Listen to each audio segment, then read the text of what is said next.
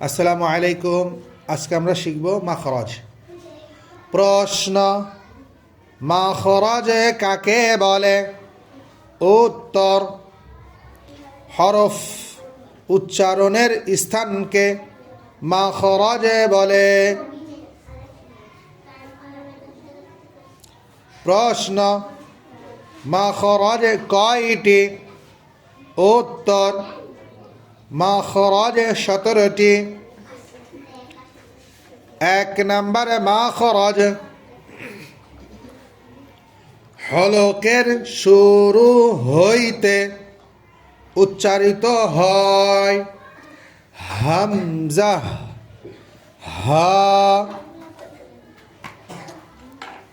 2 নম্বরে মাখরাজ হলকের মধ্যখান হইতে উচ্চারিত হয় আইন, হা।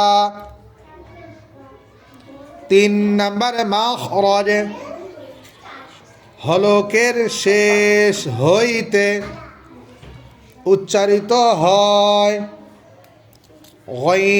গাইন, খ। 4 নম্বরে মাখরাজ জিহ্বার গোড়া তার বরাবর উপরে তালুর সঙ্গে লাগিয়ে উচ্চারিত হয় 2 নোক্তাওয়ালা কফ।